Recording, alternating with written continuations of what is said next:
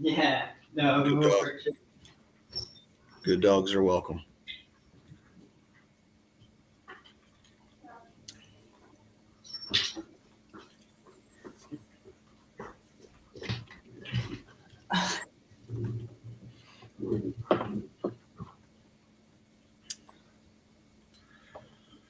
So, what are you thinking about for a dose? Are you looking forward to a dose? Have you been thinking about dosing?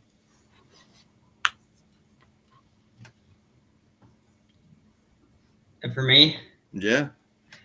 um, yeah, I don't know. I feel like my last relationship with the mushroom at 1.5 grams was uh, was nice. Not having it in the form of a tea was definitely a little different. Coming back to it without adding lemon juice, etc. Um, I don't know. I think probably 2.5 to 5. Uh, kind of work up a little bit of a comfort, but I do. I really want to get to the point where I'm going into those like therapeutic, like 6, 8 ranges. Yeah. I mean, I had some hellacious 5 gram doses myself. One of my first, oh shit, I had this one 5 gram dose. The first time it got really fucking wonky.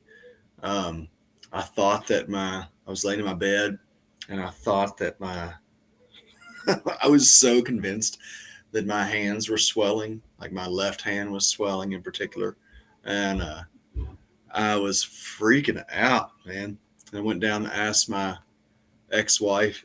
She's in the basement smoking a cigarette. And I was looking at my hands and seeing them getting bigger and smaller. And like, this is all bad. What the fuck is going on? My left hand is just swelling. And, I was like asking her to look at it. And she's like, no, you're fine. I'm just like convinced that I'm dying. Something's totally wrong. She used to be like, why the fuck do you do this to yourself, man? Why do you keep doing this shit? I'm just like, I don't know. Why not? Because I'm learning something somehow. But it's crazy too, because like at the end of that, like what you're saying that you're learning, you probably did come to find something that was like triggering this like whole, deep down, that you're okay. You've been in this space for, No, I didn't know I was multiple okay. I thought times. I was really fucked up. No, I thought I was really. I mean, this is when I first really started doing like the 5 grams in silent darkness, Mm. and I was like, this is all bad. I have definitely fucked something up here. And even now, as I talk about that and I connect some of my other experiences in this kind of left hand phenomenon, it is making more sense to me now, like what was going on there. Of course, Courtney's the first one to comment. And I see there's a few people on uh, Instagram. I don't know if anybody's actually watching or not. This is my first live event, so if you just pass through and it shows you up, then I don't know. But for those who are listening on Instagram, I can't hear you. I can't deal with it. But if you want to comment and get involved in the conversation, then we can bring you into it through Facebook or YouTube Live or the LinkedIn page. So I just want to be available on Instagram as well. Got a pretty cool platform here that's streaming to multiple, I guess a cool program that's streaming to multiple platforms, but not Instagram. So anyway, so well, have you not had a holy shit, I'm dying, this is all bad, I've broken something yet? I had a moment where I ate an entire container of strawberries, and yeah, don't know what I was thinking. You ate an entire container of strawberries? Well, yeah, in the mushroom space, and Mm. then I start like feeling like sick, and then I forgot that I bet. ate these strawberries, and so like I'm walking up the stairs to my apartment. Luckily, it was outdoor stairs, and I just regurgitate all of these, and it's red, and Yeah. so no clue that I had ate these strawberries, and I'm like, I'm dying. This is it. Like Oh shit. internally bleeding. Yeah. This is, and at that point, it starts to come on a little quicker. I remember just getting down in like a 3-point stance, just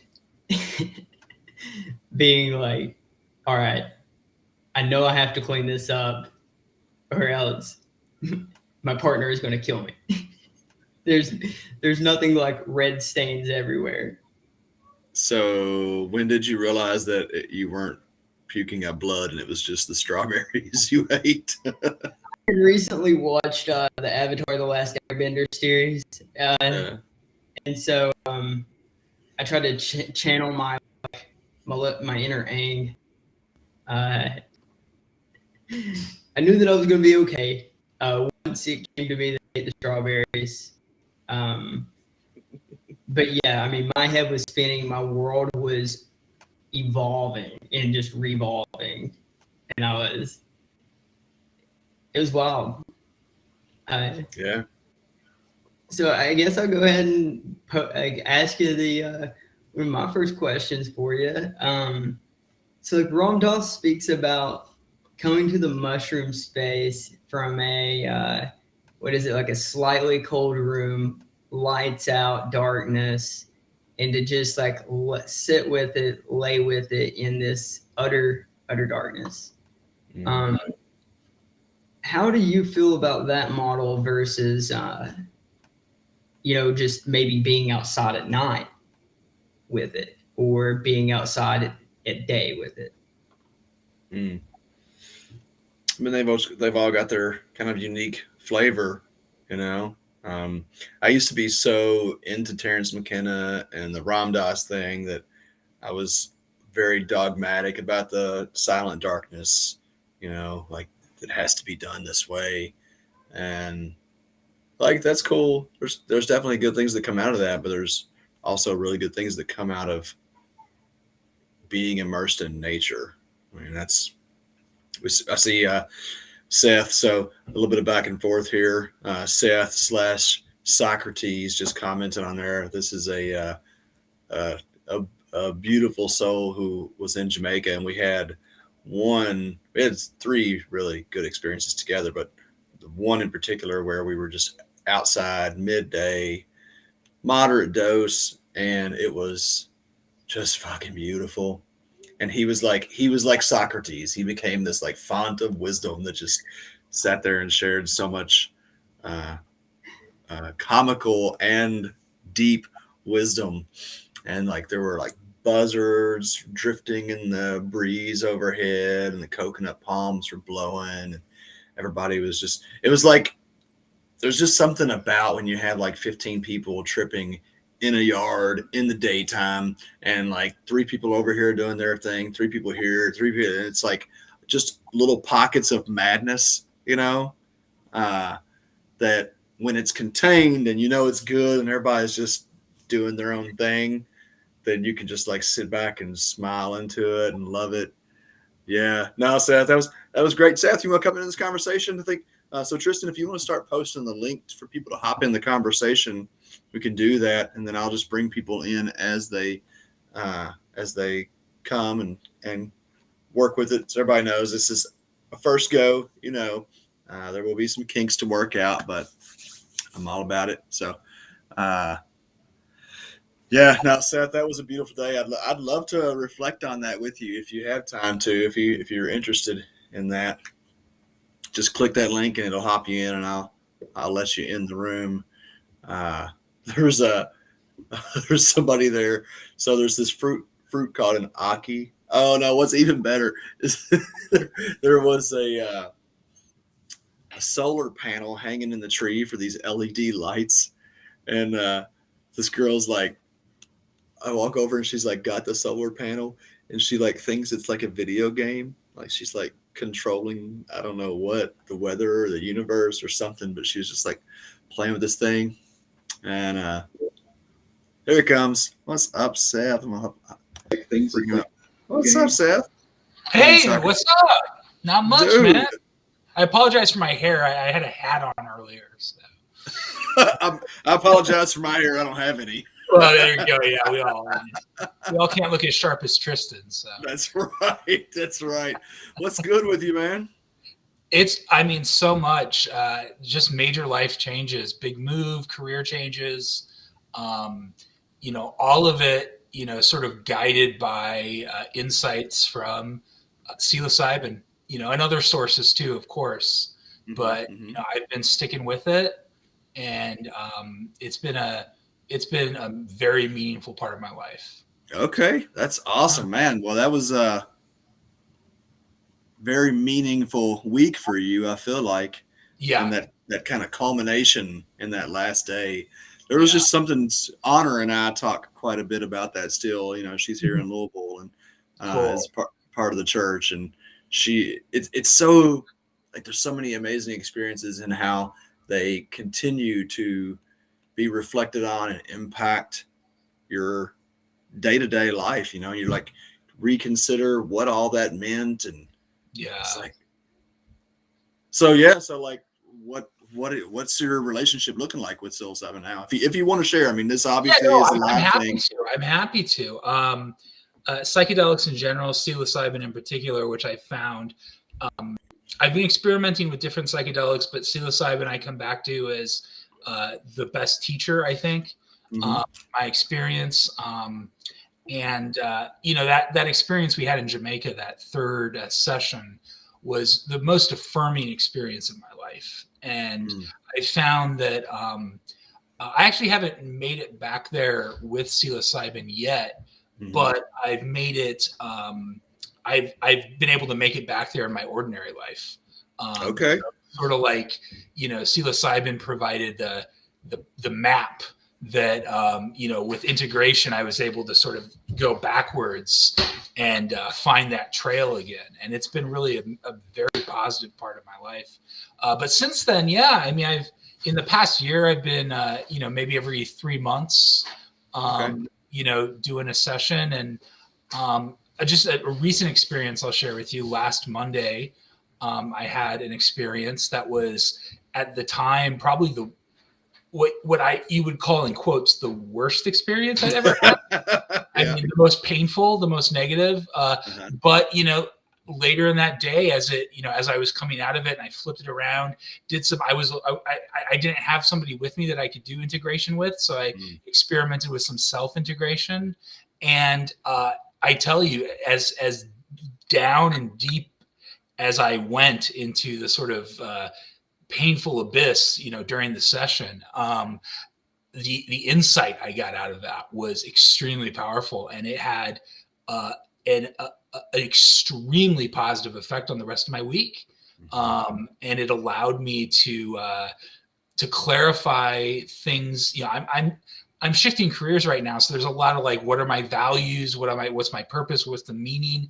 And I was able to clarify so much of that after that session.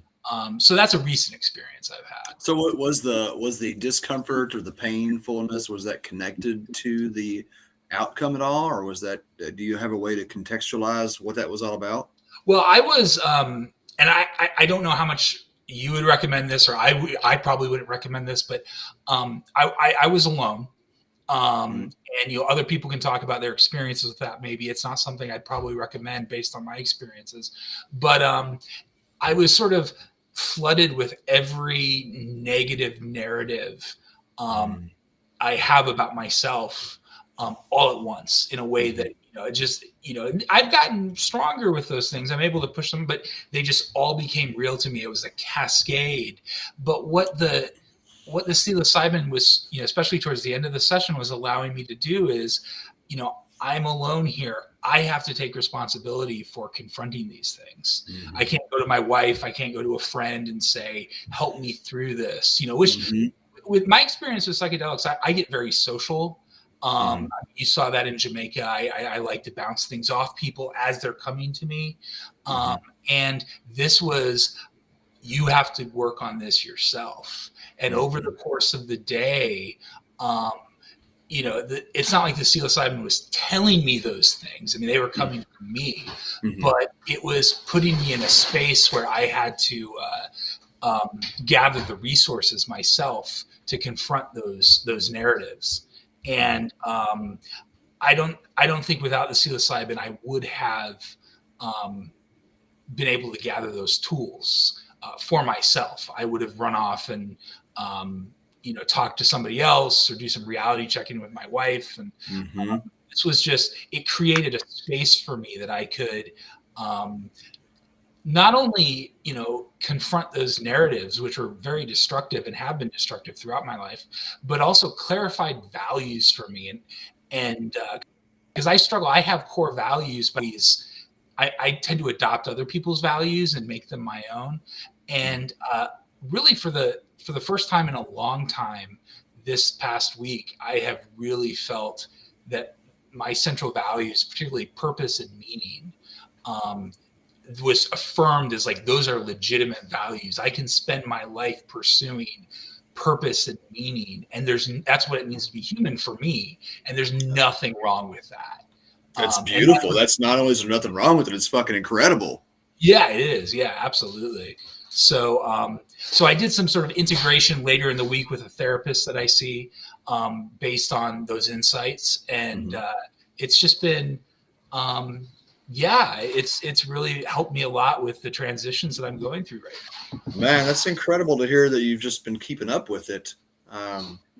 But if we could, I'd love to kind of go back to this thing of dosing alone. That's something that's really kind of a big thing to think about. Is that the first time you've ever done that? Yeah, absolutely. The first time I've done that. Yeah. Okay. So do you feel like you were consciously like, okay, I'm at a level of proficiency now that I can dose by myself, or was it just circumstantial? It was partially circumstantial. I mean, I think a year ago I would never have done it. The circumstance, I would have preferred probably to have other people there, but it just felt like the right time. I was dealing with some stuff and I thought, okay, today's the day I'm going to do this. It's the right day for this. And I feel comfortable enough with it that I can do it alone. It was scary. It was definitely scary. Like, you really have to know yourself, I think, and know your relationship to it. And like I said, it's not something I recommend. Here's the thing. Like, unless you have that self-knowledge going in. Yeah, it's the self-knowledge aspect, because what you're saying, those solo doses are almost like invariably where it gets really scary. It's like, if you got somebody there, whether they're tripping or not, to tell you it's okay, then like it's reassuring. Or even if you just see them there, and then it's like there's the kind of container that's built in from having somebody there. And so when you are by yourself, you get confronted with these feelings and sensations and thoughts and all this stuff that like, and nobody's there to tell you, and it can spiral really, really quickly. But there is so much value in doing a solo dose, because all the stuff that you just talked about, like that, we are, hopefully we all have, family, friends, community that we can lean on in life, but ultimately, like, nobody's packing our bags but us. We've got to be the ones that deal with it all. So that lesson is incredibly valuable. And I do think that once people get to a certain level of proficiency, that dosing solo is really a very good thing to do. And then there's also the whole, like, nobody's watching me, as in, when you get to it can be really challenging to let go and go into the experience fully when you know that there's somebody there. Because even at like really high doses, like, you start writhing and twitching and talking weird stuff, and like that, there's an aspect of your ego that is always there and is thinking like, what's this person thinking of me? Did you find that to be the case, that you could dive into the experience more readily without somebody there? Yeah, I mean, absolutely. Yeah, I mean, whenever I'm with other people, that like you said, I mean, that part of your ego is there, that can, I mean, I've had obviously extremely powerful experiences with other people, but just to remove that one component, that sense of self-consciousness, of other people's presence, definitely added a lot of value to the experience. Yeah. What kind of dose were you working with? 8. Oh, nice. Okay. A big one then. Yeah. That's pretty significant. Is that, do you find, like, is that like a sweet spot for you, or do you have any? Okay. Yeah. That's primarily, that's a little lower than what I did the third session in Jamaica. Mm-hmm. And it's just what I've gotten my hands on, since I've, started doing it again. And I find that, that works, and dosing is something I want to experiment with a little more in the future, but, that's what I had, and that's what I've had in the past. And it definitely works. I mean, it's definitely productive for me. Nice. Yeah. Wow. That's so awesome to hear that you keep up with it, man. Yeah. I mean, and like after the sessions in Jamaica, I knew I had to keep incorporating this. And every time I do, I always go in thinking, is this going to work? Is this going to have a beneficial effect? I'm always skeptical going in. And then, the weeks afterward, I'm drawing so much from the experience, and the knowledge, self-knowledge, and just so many positive things coming from the experience. Whether it's a quote unquote bad trip or a quote unquote amazing trip, I mean, it doesn't matter. Yes. There are lessons there that are just awesome. Do you talk about these regularly with your therapist? Yeah, absolutely. That's incredible. Yeah, and I other people who, if there are people, listening who, don't have a lot of experience, like, I mean, I know it's sort of weird to bring up with your therapist. My therapist is pretty open-minded about it, which is good. Mm-hmm. But I, without that kind of integration, without, having someone to bounce those ideas off, that's just invaluable for me. For sure. So, yeah. Well, what you said was really interesting. How did you say it? How did you say it that you haven't been able to go back to that same place you went on your second dose in Jamaica? What you said was the second dose? Yeah. Third dose. Okay, so you said you haven't been able to go back there through the mushroom, but you've been able to go back there through your daily life, which is far more important and more valuable than being able to go back there through the mushroom. So I'd love to hear, how you did that or how you tracked that. Well, one of the therapists down in Jamaica was sort of comparing it to, once you've been to Disneyland, you can go there and the way to get there. Mm-hmm.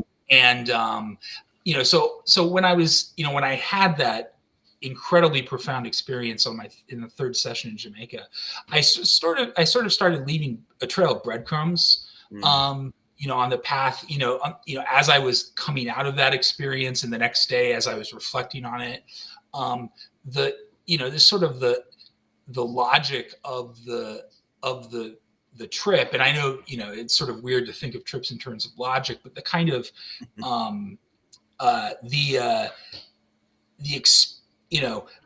the things that were made. I mean, that was and just to clarify, that third session was the most affirming experience I've had in my life. I mean, I'm someone who deals with deep insecurities, and that was just total, pure affirmation of my value, my worth, my position as a human being. Everything was just like, well, I think you said to me, like, I think you're realizing how awesome you are. Yeah, I mean, that's one of the things you said to me. Yeah. And so just those, when I say the logic of the trip, I mean like those phrases, those affirmations, the feelings that I had, the feeling that this is true, that this is real. The psilocybin was sort of teaching me how to have those feelings. So when I say trail of breadcrumbs, like, how did I feel in my gut when I felt those affirmations? How did I, what was I doing with my body? One of the things I kept doing was this, through the whole experience. This is sort of unique to me, but when I do find myself in a space where I really need that kind of affirmative experience. Just going back to the body language, Yeah. of Yeah. the trip, gets me back in that mindset a little bit. And just remembering the phrase and the things that I was telling myself during that session that I was genuinely believing, falling back on that, just, any little breadcrumbs you can pull out of a really positive session, an affirming session.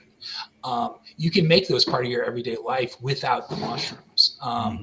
Because like I said, I haven't been back there with psilocybin. I've been a bunch of other really amazing places. But yeah, and every time I try to pick out those breadcrumbs.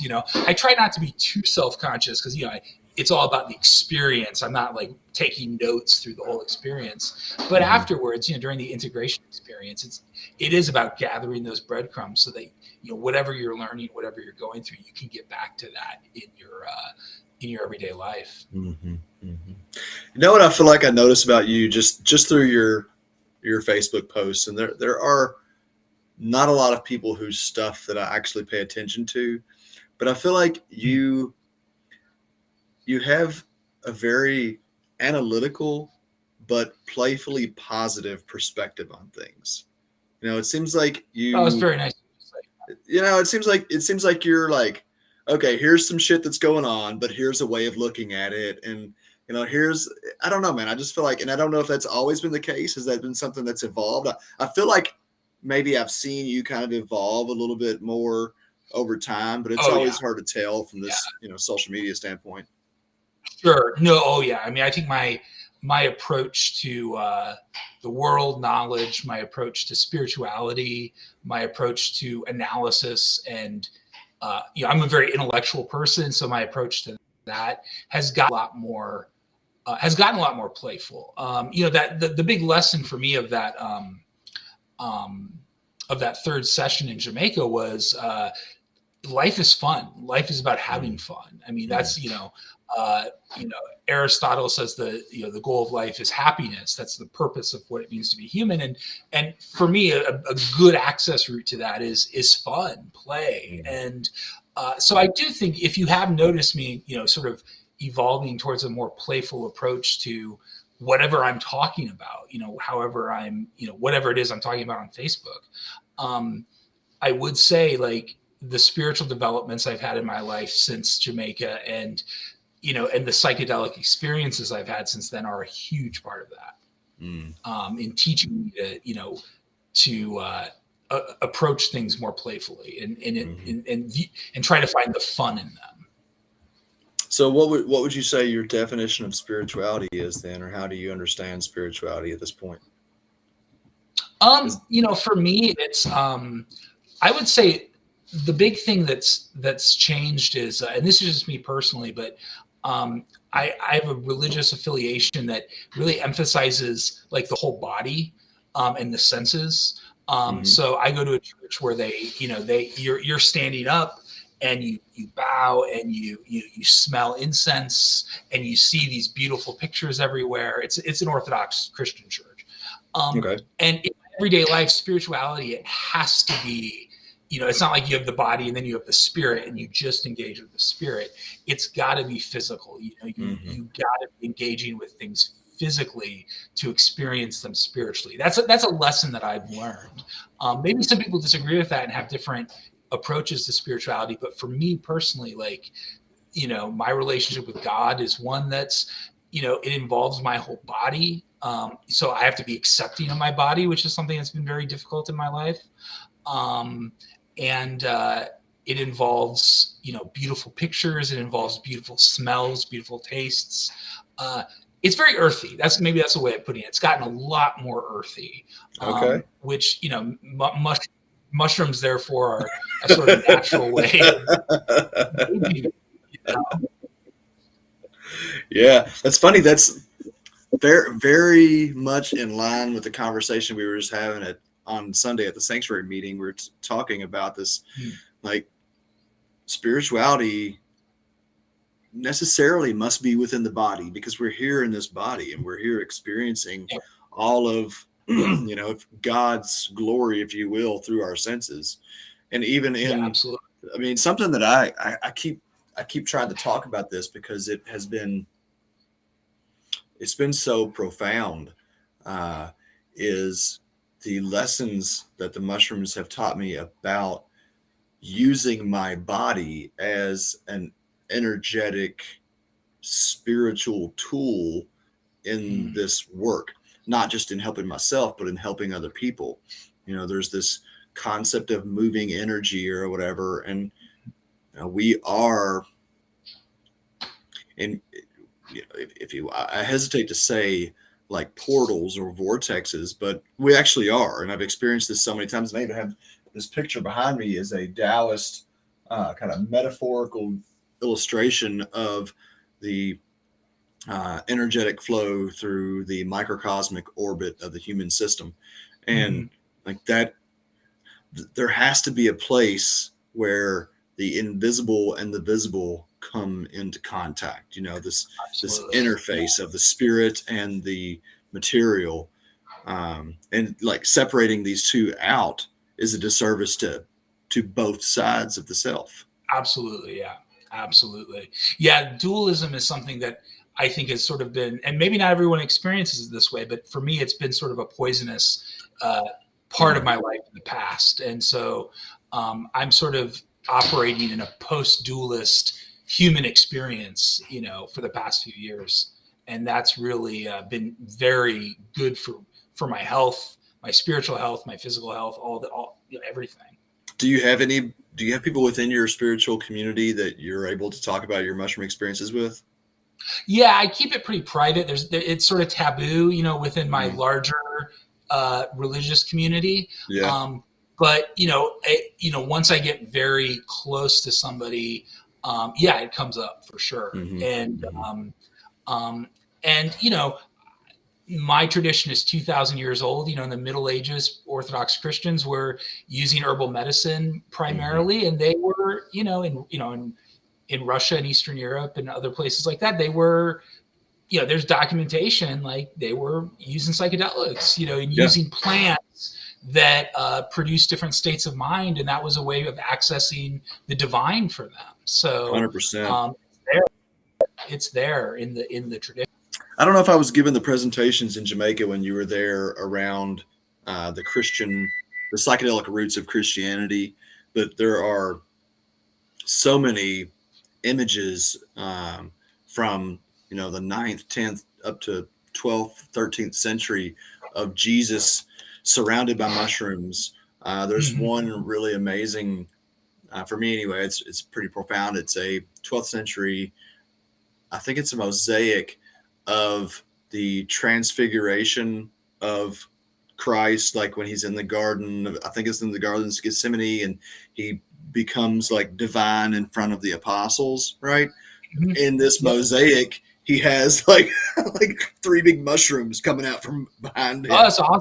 I haven't seen that one, but it's funny because the church that I entered this tradition through was literally called the Transfiguration. And I mean, that whole experience, when you read about it in the Gospels, for the apostles anyway, that's a totally psychedelic experience. Yeah. I mean, it rhymes with psychedelic spirituality. And that's how I interpret it, is through the psychedelic. Yeah. So that's cool. We weren't teaching that class when I was down there, but we had a conversation about it. So I wonder how, I'm kind of curious, like, and maybe you can offer some insight into this, or it may be something just to kind of sit on and think about. But, I wonder how sanctuary could help other, I say other, but not that sanctuary is necessarily a Christian church, but could help Christian churches understand just what you're saying. And I feel like that we do have the potential to really kind of in a bit of a neutral place present information that may help people come to understand that not only is psilocybin not bad for you, but this is a intrinsic part of, I hesitate to say all, but I do think all spiritual traditions have psychedelic roots. Oh, I agree with that. I mean, I feel that's got to be true. I mean, I've read histories that suggest that, and there are psychedelic dimensions to so many, of these profound divine experiences that people in the past have had. I think that, that's something I'll meditate on a little bit and get back to you about. But I think that, one thing a lot of Christians do struggle with is this sort of, in the last 500 years, we've had this dualistic concept of the self, where you have the soul and the spirit is one thing and the body is another thing. And a lot of Western Christianity has really bought into that. So sort of showing that there's 1,500 years of Christian teaching that actually goes against that. That's the body and the soul are, linked up, and it's linked to the rest of creation. And, when you have a psychedelic experience, it's not just, it comes from something physical like mushrooms. That's really, yeah. Man, I have not thought about that, but I've kind of said multiple times that, when people say psychedelics are cheating, yeah, I hear that. I've said and still feel very strongly that it actually exhibits an enormous amount of humility to go to the plants, to say, I don't know. I can't get there on my own. Please, plants, will you help me? But what you're saying in being able to fully acknowledge that physical container is a vessel for this spiritual transcendence illustrates the inextricable nature of both. That's fucking great, man. Wow. Yeah. And I think churches like the Catholic tradition, the Orthodox tradition, they take the physical very seriously. Like, they bless physical objects. There's spiritual water, there's spiritual incense, and all these other things. So the idea of accessing the spiritual through a plant really rhymes with a lot of things they're already doing. I mean, the idea of eating bread and wine and having that be the most central, profound spiritual experience you have at church. I mean, you're eating something physical that has a deep spiritual dimension to it. And I think, approaching plants that way it makes a lot of sense. Mm-hmm. Well, and there is the distinct possibility that the Catholic communion is a remnant of some kind of psychedelic. Sure. Yeah. I've heard. Experience. Yeah. Don't know. Makes sense anyway. What's up, Tristan? Nothing. I wanted to jump in here. Please, quick and kind of ask you about how you walk the line of bringing this up with your therapist. Obviously, there's a huge link between these medicines and therapy, but we still have a ways to go in so many respects, in education, and then just the societal aspects. So for people who aren't necessarily talking about their relationships with these plants in therapy settings, and they are therapeutic, how would you encourage someone to kind of walk those uncharted waters? Well, I have three suggestions. I think that the first is, I mean, I'm lucky enough now to have a therapist who is really interested in like the therapeutic use of cannabis and things like that, which is becoming very mainstream. So it's just, an extra step from there to talk about psilocybin. And he was already familiar with some of the literature. So if you're lucky enough to have it, the first step would be, if you're lucky enough to have a therapist who's open to it, you can talk freely with that therapist.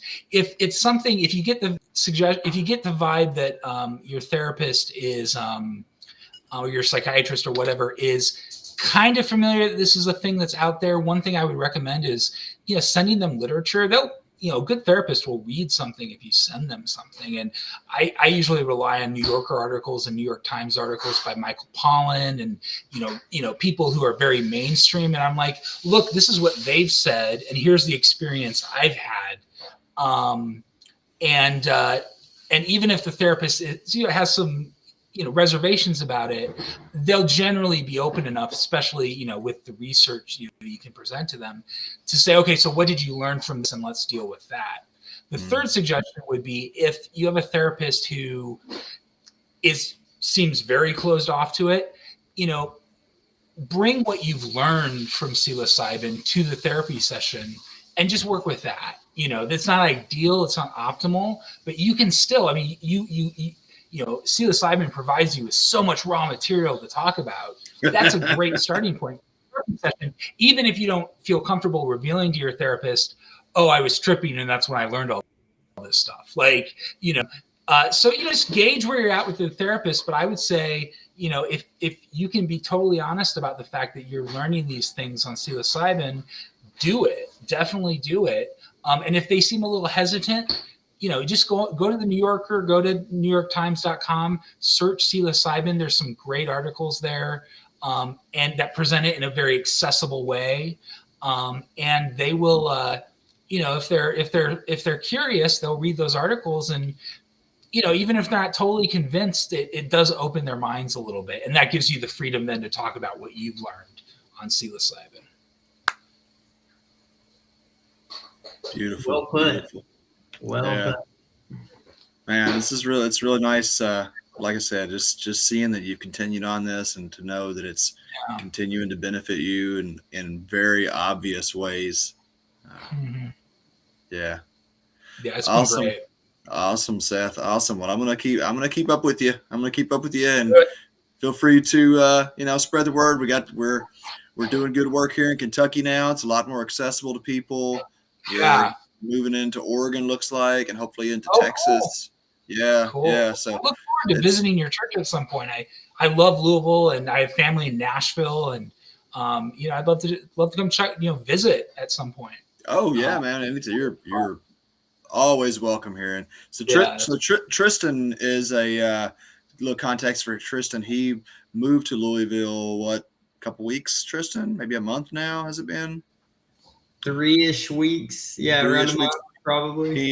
He left his ambitions of medical school to come and work for the mushroom because he saw. Oh wow, cool, man. Yeah, it's still so mind-blowing to me that there are actually therapists, psychiatrists, medical doctors out there that question whether or not there is benefit to psychedelics.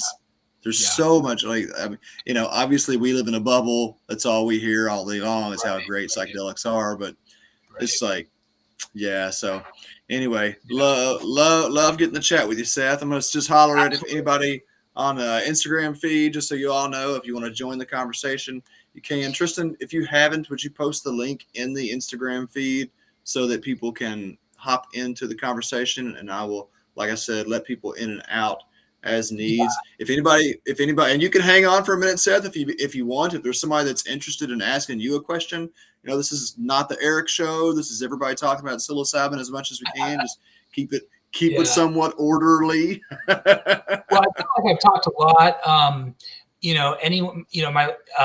If anyone has a question, I can answer it in chat. But I feel like I should probably pop off the video, let somebody else pop on and have these conversations with you guys.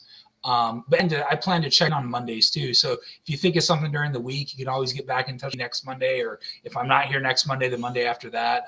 I love talking about this stuff. So very, very awesome. Fun, well, maybe we get you as maybe we could get you as a guest on the podcast. Absolutely. I would love that. That would be a lot of fun. Okay. That would be okay. Well, I'll definitely follow up with you on that, and we can schedule something there. Cool. All right. Awesome. I'm going to hop off the video right now. Yeah, love to you guys too. Bye. Peace. Man, there are so many incredible people that I have met, and I wish that I had pictures of everybody because just can't remember them. I mean, I see Seth often on Facebook, but talking with him reminded me of his retreat. He was actually on, obviously, I guess you could tell, he was on the same retreat with Honor, who, she was on our podcast, so she's totally fine with outing herself as a psychedelic experiencer. Man, so many great people. Yeah, it's always interesting to see people that have worked in the therapeutic space, like the retreats in Jamaica years ago, and then how they've maintained their relationship, as well as what this new relationship looks like with psilocybin outside of them going to Jamaica. Well, that's the thing, is that if you will continue to engage with it, then it will continue to grow and blossom. This is not something. Yes, there's a lot of value in a single experience that can be a life-changing event, but there's also a lot of value in continuing to grow and develop through that practice. It can become a lifestyle practice, and that's, I hesitate to say should, but seems obviously from many examples that you've encountered already, that's definitely a place that it holds. It takes me back to something that Athena said, where she talked about like being able to clean out the closet and kind of do some housework, like within yourself. And man, that holds so very true. Just that initial moment of entering and transitioning into that space, it's definitely a moment to check back in with yourself, because ultimately that's what it is. So since the last time have I been living up to the messages and the teachings that I ultimately felt that I needed in my last experience? Yeah, well, which it's a big part of what Seth was sharing there, is how he's been able to go there without the mushroom, and that's ultimately what we're trying to get to, right? I mean, psilocybin says you don't need me, at the end of the day. I mean, and Kevin's been a great illustration of that, just continuing to learn and grow through the experiences. It's something that I feel like I didn't do incredibly well in the early days.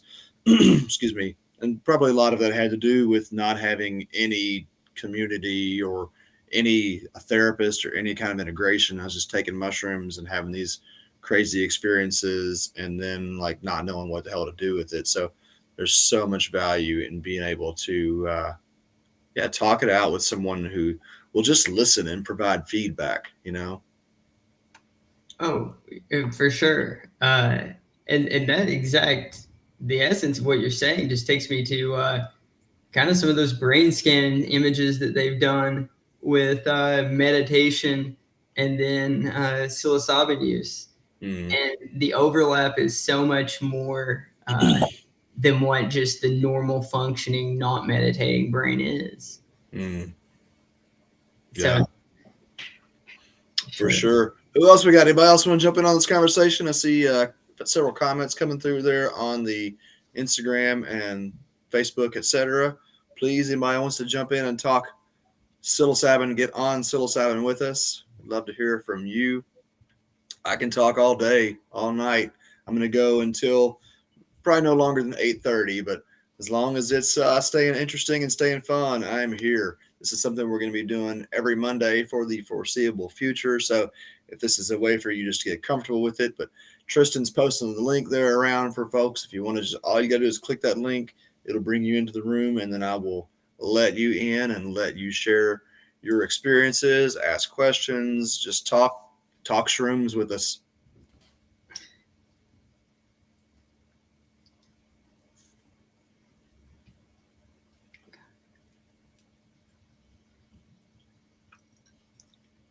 Before Seth got on, I was about to tell a story of one of my death experiences that you reminded me of. I don't know, Tristan, and please, anybody that wants to get in, just hop in. This story, I can tell it later. We can finish it, whatever. But I don't know if anybody's heard I believe, urban legend of if you're tripping too hard, drink milk and it will bring you down. Yo, Kevin, what's up, buddy? What's up, guys? Hey. This is different. I like this it. Is different. Yeah, man. Seth got a lot of. I really enjoyed that. Thank you, Seth. By the way. Yeah, Seth, another incredible Mike He O'Neill. had me tripping over here. I was like, I can visualize all that. Yeah, man. Where are you at? It's at the house. No, I mean in your head. Where's your head at? My head's always up, man. It's like when I get on this right here, it takes me to a different place. Because you know my story. I mean, I could share it over and over and over again. But remember this podcast? What I've realized at church. Remember the podcast when I was talking about my story? Mm-hmm. That it took 14 years to tell somebody. I told you. Mm-hmm. I told it again and again and again and again. And I think the last time I told it was the only time I didn't get worked up about it. If that makes any sense. Mm-hmm. And that's the process. I think for me, that's the process of truly letting go and owning my story. Because it took me. I hid that story from everyone. My parents still don't know. They don't need to know. They're too old. But it's one of those things where my journey into the mushroom was a little wild. And, everybody's like, I think the last time I took a dose by myself, we know the result. So I think I'm still hesitant on dosing by myself. Remind me what happened when you dosed if you want to. You don't have to, but remind me what happened. Oh, it's just I was in the military, and that was the last time you dosed by yourself. I was thinking you had dosed in Texas by yourself a couple times. No, I've dosed a few times, but it's always a group, and it's my recreational military group, ex-military. Yeah. Well, if anybody is interested in Kevin's last solo dose, go check out the "It's Okay to Be Human" podcast episode from Psilocybin Says. Yeah, that's one worth listening to. It was an interesting one. So, you're dosing with vets down there when you do? Oh, at home, yeah, it's friends. Yeah, but they're vets. Yeah. That's my circle. My circle's ex-military. What are you seeing coming out of that for them? Anything? Well, it's just it depends. It's because I'm the serious one, and I'm the one that dives. I sit still and I dive into it, and they try to move around. And I tell them, come sit with me, and they come sit with me, and they get lost in my trip. And then they start talking about shit that's on their mind. And they break down. Mm-hmm. Not in a bad way, but in a vulnerable way that they weren't ready for. And they give me shit, and they blame me for it.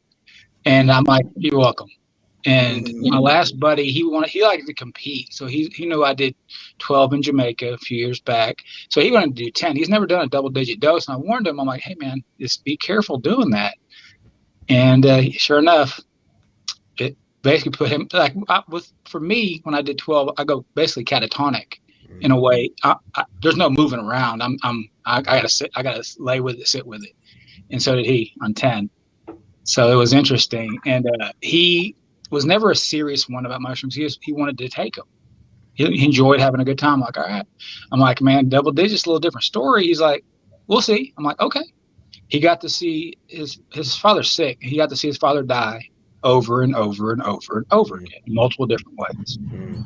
And then he got to see creation, which whatever it was to him, but he'll never forget it. And it made him think about his wife, his kid differently. He took life more seriously when it came to everything. And I always tell people, man, you can get anything from these mushrooms. You just have to know what you want. If you go in not knowing, you might get something that looks scary, but it's not actually scary. It's a message. Mine at the beginning were always terrifying, and I didn't know why. And the last time I've done them, it was terrifying. And now I know why. Because there's a lot of things I didn't let go of in my mind. And that one was the sense of control, like controlling everything around me. And now it's just like I control what's in my mind, and that's about all I have control of. And I enjoy that. It's less work, man. It's interesting because I never have a day off from my mind. And I like it. It's always different. I'm always evolving. I'm always looking forward. And I'm never really looking back. And I don't look like so forward where I get lost in the future. I don't do that either. I just like this moment, man. Every moment's beautiful when I wake up. And I could have said that 3 years ago. No, I remember when we first met. You're a fucking million miles away from where you were when we first met. Million miles. And it feels like a long, long time ago, and it really wasn't. It was 36 months ago. Damn. That was your first retreat, was 3 years ago? Yeah, 2018. Damn. Give or Wow. take. When was the last time you did a dose? Uh, It wasn't in Jamaica, was it? no, when I got home. It's probably your trips in Jamaica, man. Every now and then I just think about those last trips. that last one you had there. It's like, fuck. No, it was like, okay, but first, real quick, the first retreat was 3-8-12. And I'm like, okay, I use that weird mentality of, okay, I can stay there. So after about a year, a little over a year of just true introspection, like no bullshit, 7 months of hard work with my mind, like hard. I wanted to quit. And that's why I kept always messaging y'all little things just to remind myself, it's good. You're good. You're fine. Mm-hmm. But 7 months of not really understanding why I'm alive, it took me a while to get back from that 12 to be back to myself. And that's why I tell people, man, if you space out your doses, if you have a big dose, give it time to breathe and to unfold. And when I did that, so it was about over a year, I go back, I'm like, I can just start out at 5 because 3, 8, 12, 5 is a good medium. Hell no. Because I did 5 and I was back to 12 mode. So I was like, okay, we're gonna go down to 4.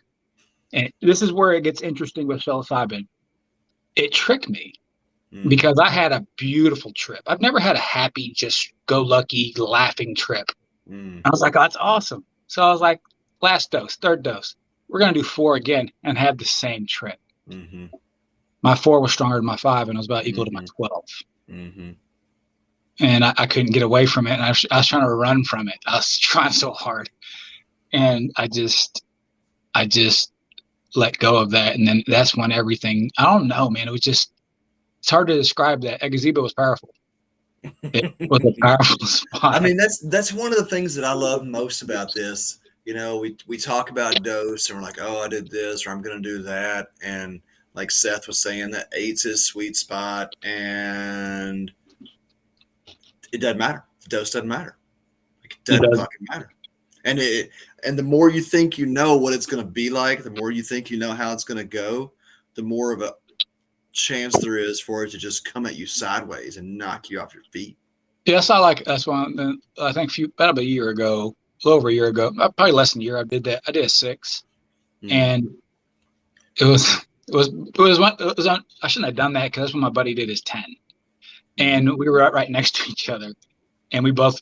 I basically got locked into his trip with whatever he was doing, and I just couldn't get off the couch. And it was an interesting trip because that was more. The world opened up to me on that one. We were in the house, but there was no roof on that house. I saw every constellation you can imagine, every planet, whether that's my mind or whatever it was. I was free. I was free. And so after that trip, more introspection came in, as you could tell. I kicked it in a little more gear, went back to see y'all, Kentucky. That kicked me. That was a trip right there. That podcast, I was full mode. You can trip without mushrooms. And I did on that. It was just through human interaction and share. Well, that's what I'm saying. Like that's the interesting thing about this is it's almost like there's been so many times that I've come out of a mushroom trip that was like a gram of mushrooms. I took like a gram or a half gram, and 6 hours later, I'm just blasted, and I come out of it saying, "This shit's a placebo. It's all placebo effect." And I know that's not 100% true, but there's some truth to that. Like we convince ourselves. Yeah, that makes sense, Tristan. Sorry, Tristan has messaged me and let me know that Instagram can't hear the guests. Duh, of course they can't. I got y'all on headphones. Sorry, Instagram. My mistake. I'll figure it out for next time. But, Yeah, man. So much of it is just the mind, Yeah. It's the mind, the body, whatever you want, whatever makes you, and on this plane, you can call yourself you, all matters.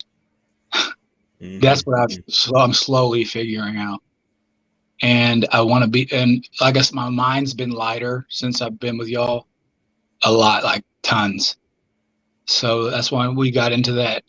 Well, let's make everything lighter.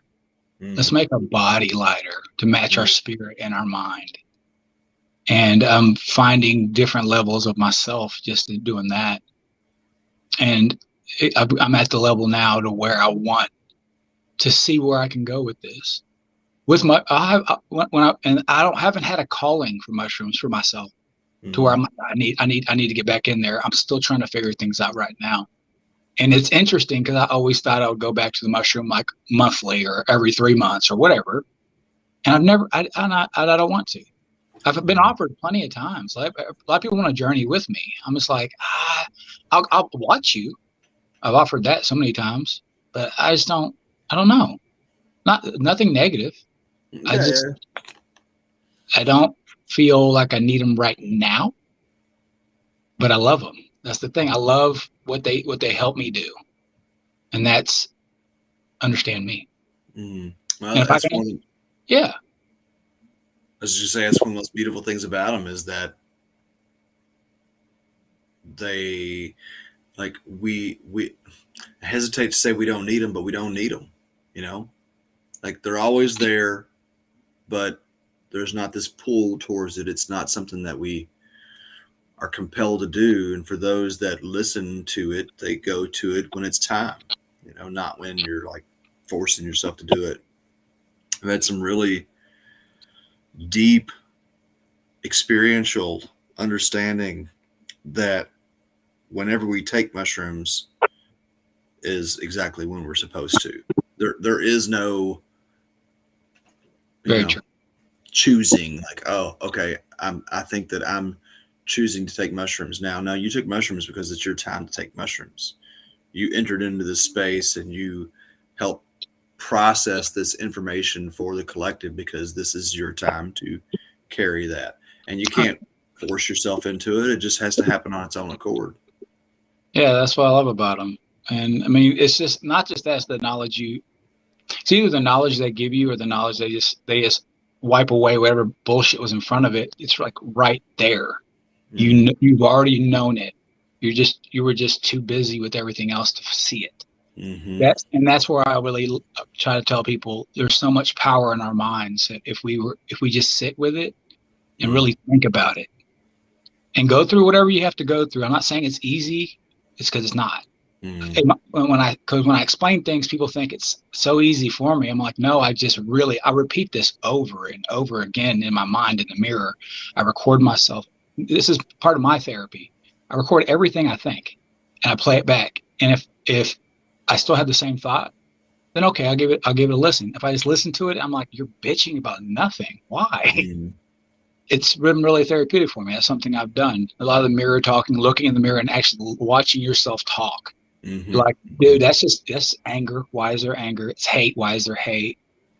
And I've went to so many different things with people and we've talked about, I mean, I can talk about this for hours. And the main thing is there's a lot of times we'll just start talking about stuff and, you know, we'll talk about hate, but then we'll spit hate onto the hate. I'm like, so no matter what the context of it or how pretty you make it sound, hate's still hate. Regardless of you going against someone that's hateful, if you got to be careful doing that because then all of a sudden you're in your own little bubble, or own little trap. And I try not to go there. That's why I like to stick to that. I get it. And I have an understanding. I'm not intellectual by any means when it comes to saying intellectual. I do understand almost everything that I encounter and I get it of any human reaction I've ever seen in my life. Before, no, it was all like, you're ignorant, you're dumb. No, now I get why humans act the way they do. Because I put myself there the best I can. And that's hard for people to do. And that's the beauty of this is my favorite part of mushrooms is the human experience. It's not the trip, because right now my reality is better than any trip I've ever been on. I could never have said that before, ever. Word. Yeah, I love the mirror talk, man, because it's all mirror. That's all the mushroom is a mirror. It's all mirroring who we are. I'm gonna bring Warren in here and see what Warren's got to say for us. All right, buddy. Love you, Kevin. Love y'all too. Bye. Warren G, Hey, what how up? y'all? What's up, brother? Hey, not much. Just trying to make my camera work, but I'm struggling here with it. But I just wanted to say thank you, and I like this Monday chat. I've had problems joining the Sunday uh, uh, sanctuary meetings because I'm over in Europe right now, and it's like here where I'm at, it's 4 o'clock, and Yeah. by that time I've got all that shit, family and stuff going. But just want to say thank you, and definitely this. I like the way that Eric, you're branching out and providing things like this to where you're um, connecting with people and offering various ways to connect. So I just was looking on Facebook and hey, wow, okay, for me, it's late over here, but I just got off work, and so I thought, okay, I'll tune in. Yeah, man, I love it. That's what it's all about. Trying to find just different ways to connect with people. I totally understand that there are plenty of people that don't get or connect with the religious aspect, the church aspect of mushrooms, of psilocybin, and just want to have a place where people can just talk anything about psilocybin. There's so much to explore here, right? I mean, if we think about it, like obviously the health and wellness that we've been talking about, but if we want to think about global impact, social impact, how we work with mushrooms and like in business sense or cultivation, there's so much to explore, and really want to just provide a place for people to talk about whatever it is around psilocybin. There's so many people out there talking about psilocybin and presenting themselves as these like experts on psilocybin and have no actual experience with psilocybin.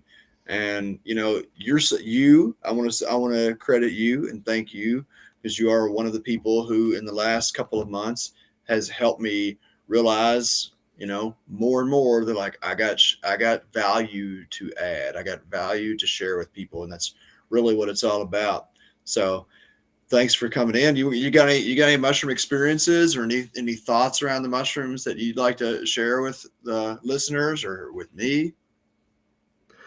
I wish I had more to share. I've been doing some like just micro dosing, and not really getting a whole lot of like powerful experiences, unfortunately. Just kind of been in like too much of work mode. And we came over, let's see, we left Louisville in November and traveled out to see my family in Salt Lake City. And then we traveled over to Europe, where my wife is from. So we've been over here in Spain, and now we're in Portugal. Okay. For the last couple of months.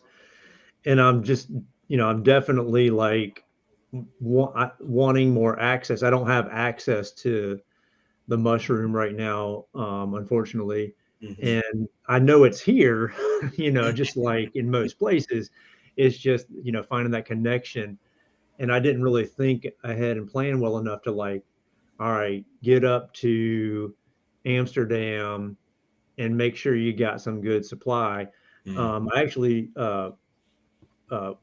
was able to bring some over and just some micro dosing type of things. Mm-hmm. But now it's I'm in a drought.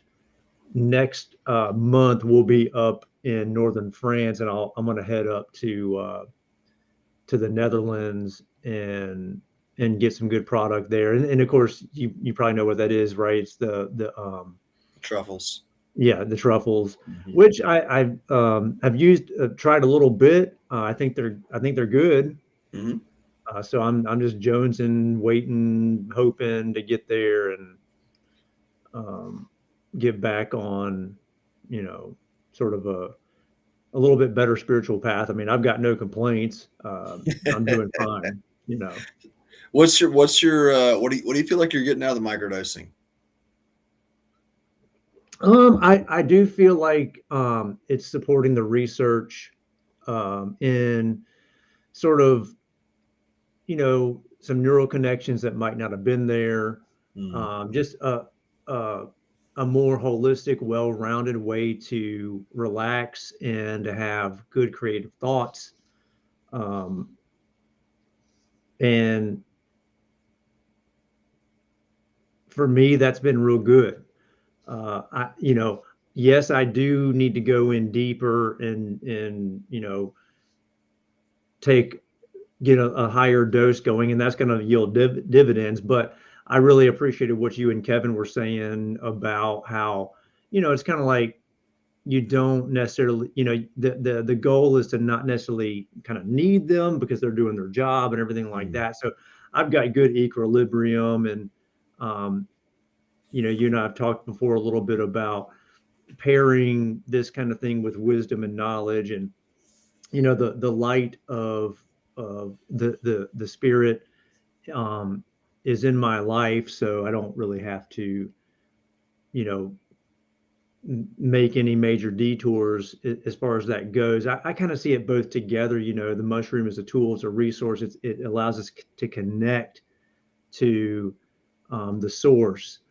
And for me, I just need that to be more consistent as a tool, because we've got all these other tools that are available, like alcohol and stuff like that, and we all know that ain't that great. It's kind of okay, but as far as something that really is spiritually connecting, it probably does as much harm as good. And what I love about this movement, this religion, and I've got no qualms at all about saying that this is a faith, this is a religion, this is a way of connecting with the Almighty. Those things have been prevented from us, from society, by these well-meaning idiots, right? I hate to put it that term, but they've demonized psilocybin for decades, and at the same time, legalizing all these other things that are much more harmful, or clearly harmful. Got their goods a little bit, but now that's changing, and I think that's what you're obviously onto, and the whole movement is onto, is that we need to get back to the earth. We need to get back to spirituality. We need to get back to things that make sense. And did you ever think, Eric, I'm sure you have, but did you ever think about the significance of why it is that nuclear weapons create a mushroom cloud? Oh, yeah. Yes, I have considered that. Yes. It's like the biggest is like, I mean, what greater message could there be? Well, Terrence McKenna had a thing he would say, like, which mushroom is it going to be at the end of time? Is it going to be the mushroom of Watson and Hoffman, or the mushroom of Oppenheimer and whoever else invented the nuclear bombs? And like what a fucking profound thought. And as we see, we have creation or destruction at our fingertips, and that they are both potentially represented by the same physical structure, or looks the same. Like, that's seems more than coincidental to me. Oh, definitely. I think it's something we have to live with. People obviously, like right now is an intense time, and the bells of war are ringing pretty loud. And the way I think about it is, and it's always going to be there. And Lao Tzu told us about that, right? He said that it's the yin and the yang. It's you can't have one without the other. The peace and the war are together, and they're inseparable. And if we can understand that and rationalize that, realize that, I think it makes it more, I don't know, or let's just say less stressful and all those kind of things, to understand that the good and the evil are going to be there. you can't have one without the other. And Exactly. then when we recognize that, we can make peace with it. Mm-hmm. So true. That's something I've been thinking about a lot today. As got all this hopefulness for sanctuary and the work that we're doing and psychedelics overall, and then at the same time we've got all this terrifying possibilities of, like you said, the war encroaching, and it's man, all we can do is just accept what is, and that both have to exist. As Tristan says, can we bring up identification of cubes in Europe? Identification of cubes. I don't know of anywhere that psilocybin cubensis grows wild in Europe. There are some Linciatas over there. I think that there have been a few reports of wood lovers in Europe as well. Cyanescens. I could be wrong about that. But what Kevin brought up is the Boom Festival. I don't know, Warren, are you anywhere near when the Boom Festival is going on over there in Spain or Portugal? Do you know anything about that? No, I don't, but I'd love to know more. Check it out. Boom Festival is a huge psychedelic music festival. It's either Portugal or Spain. I don't know. I've got a French friend who goes there pretty much every year, and that would definitely be a place to find some access points if you wanted to. But anyway, now, man, what you're saying is so true and so important for us all to consider. And I think that's one of the great values of the mushroom experience, is that it can put it all in perspective for us and help us, experience the sadness that is a part of joy, the death that is a part of life. Seth, if you heard him talking earlier about this non-dualistic perspective, it's complete fallacy to think that we can have peace without war. Mm-hmm. I think that's true. And I mean, hopefully we've got more peace than the latter. Um, and, it's just, I'm always reminded of Bob Marley. He talked about have no fear of atomic energy. Mm. And, we've got to live with it. We're living human beings, right? And we have to accept the fact that we've had it pretty damn good. Oh, dude. Yeah. I mean, Totally. compared to what it was, like the uncertainty of life and the constancy of violence has been, more or less pronounced for eons now. Mm. And probably got a little comfortable in our security and our money and our material things, not knowing or maybe disregarding that the reality is that life is fleeting. And as Helen Keller put it, there's no security in nature. Life is either a daring adventure or nothing. Mm. And that daring adventure is an end in itself, right? Mm. Dude, that's so crazy. Like, so Seth that was on here earlier, he had an experience in Jamaica where he became Socrates, like full on, like he was Socrates in this chair, just spitting wisdom. I was in Amsterdam in 2000, shortly before psilocybin mushrooms became illegal there, and did a dose of mushrooms not far from wasn't it Helen Keller? Wasn't it Helen Keller's house? Wasn't she? She was the blind Jew hiding from Nazi concentration camps, right? Is that right? That would be, I think you're thinking of she not blind. What's her name from forget. All Are we thinking of Anne Frank in Yeah, I think you're thinking of Anne Frank. Yeah. Yeah, that's who it was. Yeah. Anne Frank. Who was Helen Keller? Who the fuck's Helen Keller? Helen Keller was the woman who she was deaf and blind. I don't know what else, but she learned to read Braille and kind of Bunch like of three white people showing our ignorance around these women here. Helen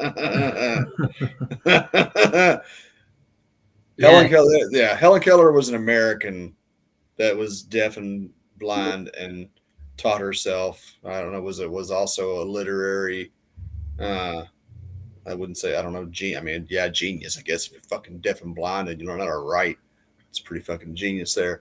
Then Anne Frank was in Amsterdam. I took mushrooms outside of Anne Frank's house and had this crazy experience of like feeling like I was there with Socrates and all these ancient wise people. Anyway, whatever. That was a wild experience. I ate mushrooms sitting on the toilet in the McDonald's of Amsterdam. Yeah. That's great. Yeah, it was something else. Emilio, what's up, buddy? Hi, sorry, I heard you on the thing. I'm talking about Anne Frank and Helen Keller, and I'm like desperately screaming at the screen. I can't get in.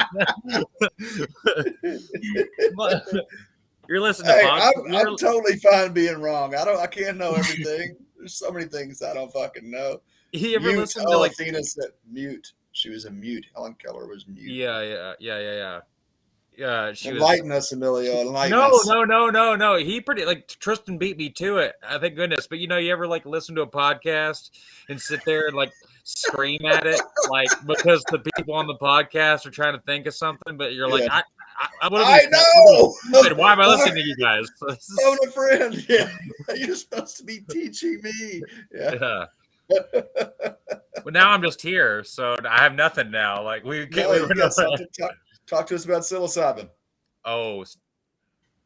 It's been a while actually. If I'm being honest, truth time, I've been a little bit afraid to take higher doses lately. I have no fear of a microdose, but like I don't know, so much has happened.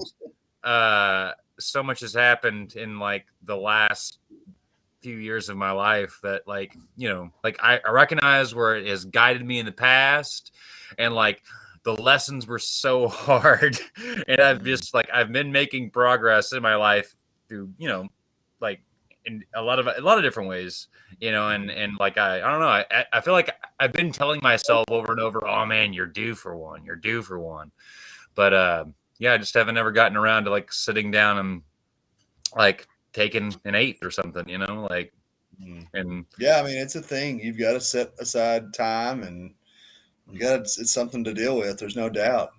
Yeah, it's I mean, I guess taking like any substance, I feel like taking any substance is like indicative of like how willing you are to be vulnerable.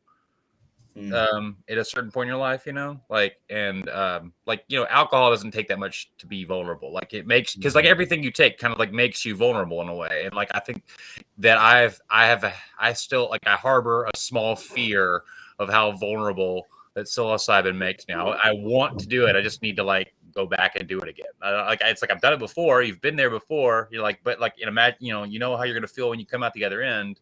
But like for me lately, that's been like something that like bugs me. Well, it's like the further you get away from the bigger doses, I feel like it gets harder to go back there. Because how difficult it can be. I mean, I was one of my bigger trips, like I have a lot of my bigger trips, I've just lost the ability to speak like completely. I just don't have like, every time I try to form a thought, like whatever I was thinking is like miles away already. Like, just like I can't form a sentence fast enough to keep up, But go ahead. Sorry, go ahead.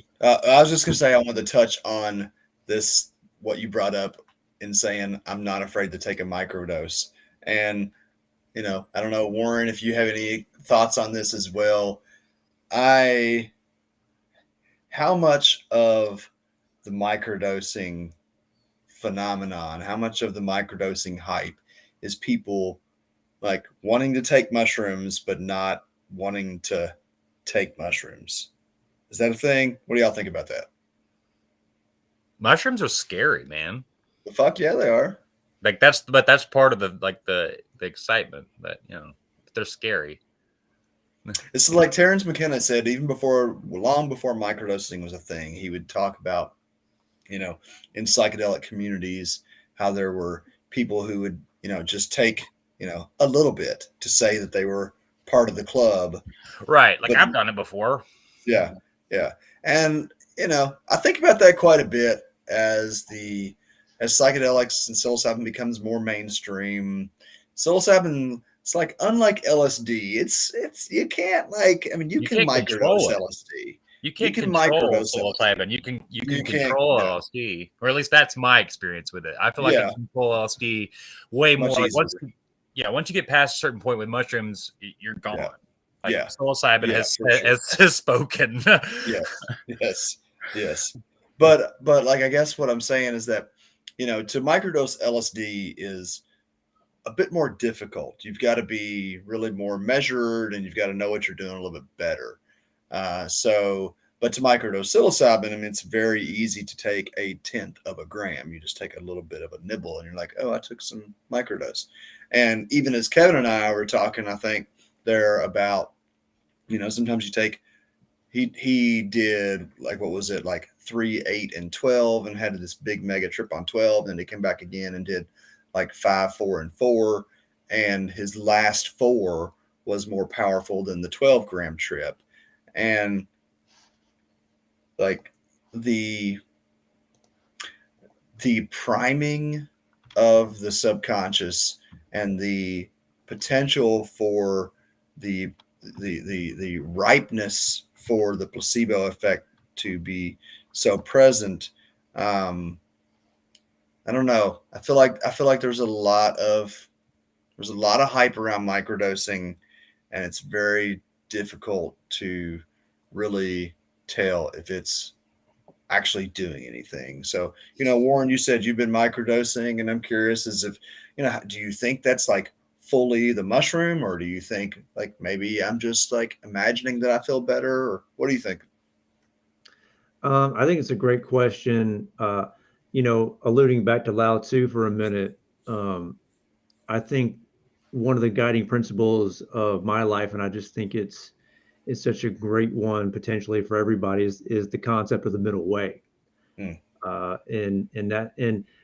Aristotle put it a different way. He called the same thing, he called it the golden mean, which both of the concepts are not necessarily a mathematical like center where you can just easily achieve some sort of higher state, but it's kind of relative. And I think that the same concept applies with microdosing or macrodosing, or where you want to put it. It's achieving that golden mean. So like, to elaborate on what Aristotle said, the mean, of course, is the mathematical center between two mathematical numbers, right? Mm-hmm. He never said that it was an exact mathematical mean. What he said was the golden mean. It's golden, baby. That it's this higher good that it lays somewhere in between. You try to put your finger on it, and it's probably going to be elusive. Mm-hmm. Lao Tzu put it in the same way, the same kind of terms, is that the concept of the middle way. It's a higher ideal, and it's not fixed. It's ever changing, and I think you're right when people talk about like microdosing to the extent of it's not going to have any real effect. I'm just going to like think that I can take, eat some mushrooms or like a super small dose of mushrooms and it's going to do something. That's on one extreme. If they think it's doing something, okay, more power to you. Mm-hmm. But for me, you need to feel something, right? You need to have some sort of measurable, that's a bad word to put it, some sort of detectable spiritual feeling or experience that is going to be somewhere on that medium between taking something that is going to have no effect and taking an amount that's going to make you lose your mind, at least for a while, right? And to me, so I would characterize micro as, on the sort of small introductory side of things, yet still having a noticeable, somewhat spiritual effect, if that makes sense. Yeah, I mean, I definitely know that when I take, like, when we did that hike, did a 0.25 of the ovoids, and I definitely felt it and felt more connected and had, this kind of, I don't know, just a spiritual experience, if you will. It's the, like the 0.10 grams every other day kind of thing. And again, like, I'm not saying it doesn't have benefit and that there's not power to it. And, there's probably a certain amount of this is just kind of my own personal gripe with pop culture, trying to, like, take something that is terrifying, like Emilio said. I mean, like, to really take mushrooms and dive into them, it feels like a big risk. It's not really as big a risk as we feel going into it, but it feels like it. And so to take something like that and just, like, I don't know, kind of play with it, like, all of a sudden, like all the microdosing coaching programs and microdosing workshops and microdosing experts, it just drives me a little fucking nuts, honestly. I'm not gonna lie, because, like, yeah, how necessary is that? People take it like a vitamin. It's like a supplement. Like a vitamin, yeah. It's like a supplement. Well, and then sell themselves as experts on microdosing. I mean, I feel like I don't know. I feel like there's only so many different combinations of, like, ways and paces that you can take. Like a schedule, like keeping a schedule for microdosing. Like taking a point, like a 1 gram every other day is something I'd never heard of. I'd always heard of it like 0.1 grams. Whoa, that's way okay. Sorry, I misheard. That's a very small dose. I thought it was like you took about what we took on the hike, like a 0.3, yeah, or like 0.3, and you take it like for, was it 2 days, and then on the third day it's off, and then you come back and just do the same dose like that. Like that's what I've heard. I don't know. I guess there's a lot of different ways to do it, but I guess that's why I need a microdosing coach. So I need to hire. Yeah, how do I do this properly? How do I take just enough mushrooms that I don't feel anything properly? I don't know. I mean, like, who's to say, like, what's proper, right? Like, I mean, I'm just playing. I feel you. I mean, yeah, but, like, because I feel like I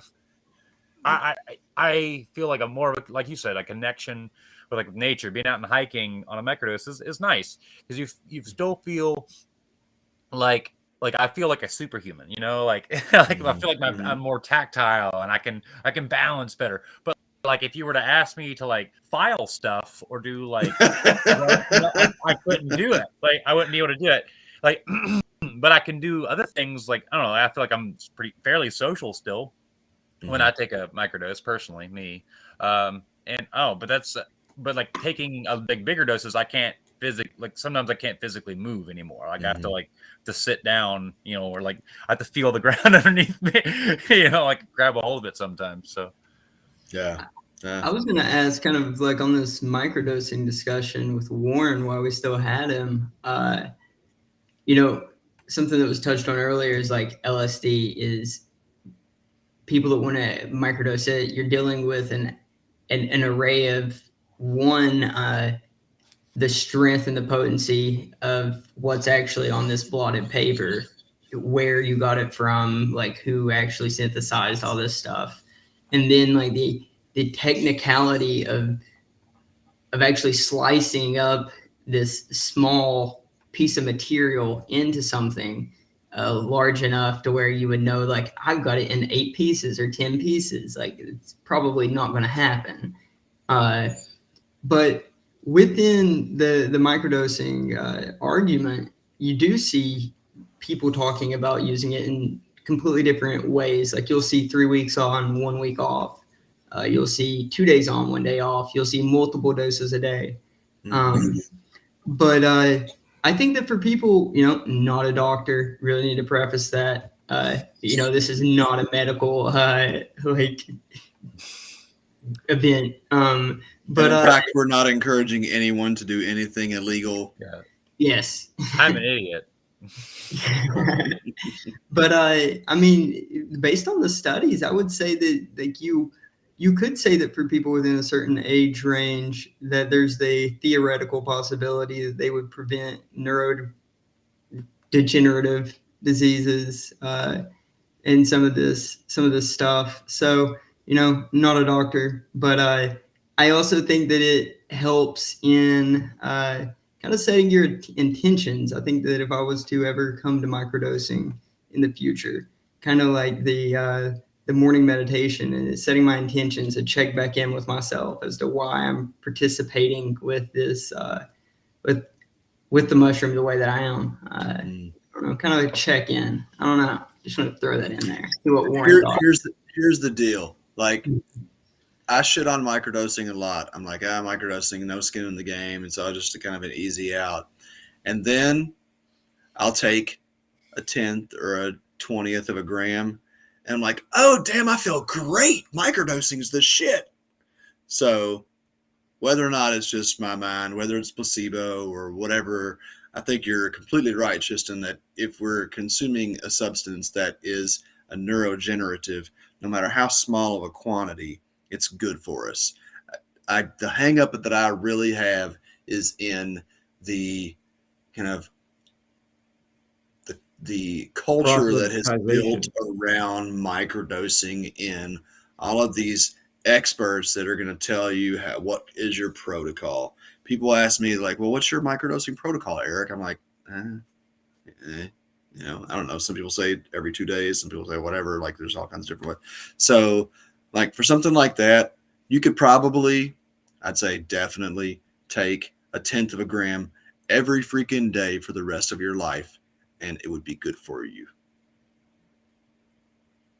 Yeah, I feel like it sounds like it's like lion's mane. Just take that along with anything else. You might take it like, just smaller doses. I did talk to a guy that did a gram a day for, I think he said 30 days. I'm pretty sure he said it was 30 days. He did a gram a day for 30 days. And he swears that his voice changed, that he, like, by like day 20, he was just like his old self again. So I don't know. It's all the verdict's out. There's so much that we have to learn. That's one of the things about, psilocybin being illegal for as long as it has been. We have so little real practical working knowledge. And then it is something that is so variable from experience to experience, from person to person, from day to day. The variables that are go into the equation are just really hard to keep up with. So anyway, it is 8:34. I'm going to cut this off. It's been really a wonderful conversation. Hopefully you all have learned how little I know, and we will come back next Monday to prove again that Eric doesn't know what he's talking about, but he sure does love talking about mushrooms. So thank you all for joining. Tristan, thank you for your help. Anybody and everybody that was listening or a part of this, thank you so much. It's been fun, and look forward to the next time.